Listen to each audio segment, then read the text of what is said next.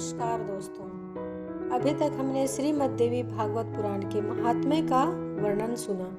अब हम आगे श्रीमद् देवी भागवत पुराण के प्रथम स्कंद का प्रथम अध्याय से शुरुआत करते हैं। तो चलिए चलते हैं। श्री जगदम्बिकायै नमः। ओम ऐं ह्रीं क्लीं चामुंडायै विच्चे। श्रीमद् देवी भागवत पुराण प्रथम स्कंद प्रथमोध्याय। महर्षि शौनक का सूत जी से श्रीमद् देवी भागवत पुराण सुनाने की प्रार्थना करना।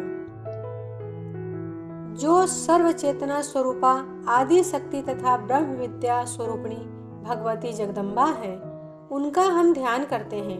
वे हमारी बुद्धि को प्रेरणा प्रदान करें। शौनक बोले, हे पुरुषों में श्रेष्ठ तथा भाग्यवान सूत जी, आप धन्य हैं, क्योंकि संसार में अत्यंत दुर्लभ पुराण संहिताओं का आपने भली भांति अध्ययन किया है।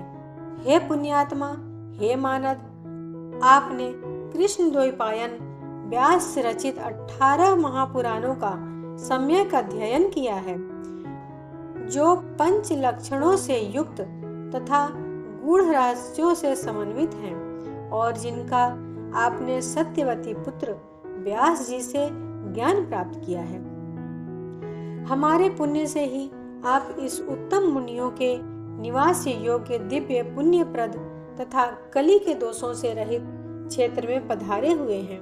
हे सुत जी, मुनियों का यह समुदाय परम पुण्यदायिनी पुराण संहिता का श्रवण करना चाहता है, अतः आप समाहित चित होकर हम लोगों से उसका वर्णन कीजिए। हे सर्वज्ञ, आप तीनों तापों जैसे दैहिक, दैविक और भौतिक तीनों तापों से रहित होकर दीर्घजीवी हों। हे महाभाग ब्रह्म प्रतिपादक देवी भागवत महापुराण का वर्णन करें। हे सुत जी, जो मनुष्य श्रवणेन्द्रिय युक्त होते हुए भी केवल जिह्वा के स्वाद में ही लगे रहते हैं और पुराणों की कथाएं नहीं सुनते, वे निश्चित ही अभागे हैं। जैसे षड रस के स्वाद से जिह्वा को आह्लाद होता है, वैसे विद्वजनों के वचनों से कर्णेंद्रियों को आनंद प्राप्त होता है। जब कर्णहीन सर्प भी मधुर ध्वनि सुनकर मोहित हो जाते हैं, तब भला कर्णयुक्त मानव यदि कथा नहीं सुनते तो उन्हें बधिर क्यों न कहा जाए। अतः हे सौम्य, समाहित चित्त होकर कथा सुनने की इच्छा से सभी द्विजगण कलिकाल के भय से पीड़ित हों इस नैमिषारण्य में उपस्थित हैं। जिस किसी प्रकार से समय तो बीतता ही रहता है, किंतु मूर्खों का समय व्यर्थ दुर्व्यसनों में बीतता है और विद्वानों का समय शास्त्र चिंतन में जाता है। शास्त्र भी विचित्र प्रकार के तर्क वितर्क से युक्त होते हैं। पुराण 3 प्रकार के तथा शास्त्र विधि विविध प्रकार के हैं, जो नानाविध वाद विवाद और छल प्रपंच से युक्त हैं और अहंकार तथा अमर्ष उत्पन्न करने वाले हैं। वे अनेक अर्थवाद तथा हेतुवाद से युक्त और बहुत विस्तार वाले हैं।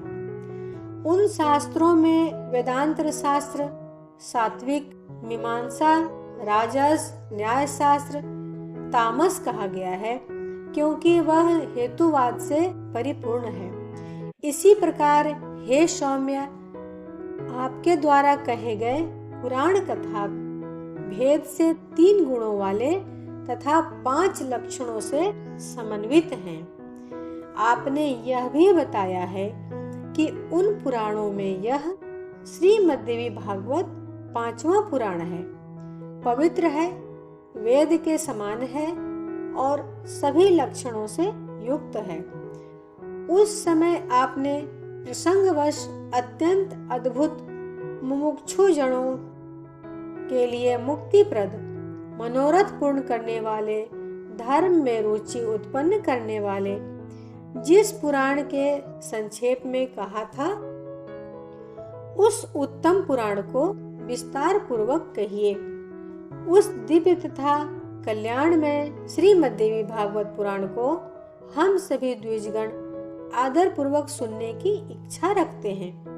हे धर्मज्ञ, गुरु भक्त एवं सत्व गुण से संपन्न होने के कारण आप कृष्ण द्वैपायन के द्वारा कही गई इस प्राचीन संहिता का ज्ञान प्राप्त कर चुके हैं। जिस प्रकार देवता लोग अमृत पान करते हुए तथा तृप्त नहीं होते, उसी प्रकार हम लोगों ने भी यहाँ आपके मुखारविंद से निकली अन्यान्य कथाएं सुनी, किंतु अभी भी हम तृप्त नहीं हुए हैं। हे सूत जी, उस अमृत को धिक्कार है जिसके पीने से कभी मुक्ति नहीं होती, परंतु इस भागवत रूपी कथा सुधा के पान से तो मनुष्य शीघ्र ही भव संकट से मुक्त हो जाता है। हे सूत जी, अमृत पान के लिए जो हजारों प्रकार के यज्ञ किए गए हैं, उनसे भी सर्वदा के लिए हम शांति नहीं मिली। यज्ञों का फल तो केवल स्वर्ग है। पुण्य क्षीण होने पर पुनः स्वर्ग से मृत्यु लोक में लौटना ही पड़ता है। इस प्रकार निरंतर आवागमन के चक्र में आना जाना लगा रहता है। हे सर्वज्ञ, त्रिगुणात्मक काल चक्र में भ्रमण करते हुए मनुष्यों की ज्ञान के बिना मुक्ति कदापि संभव नहीं है।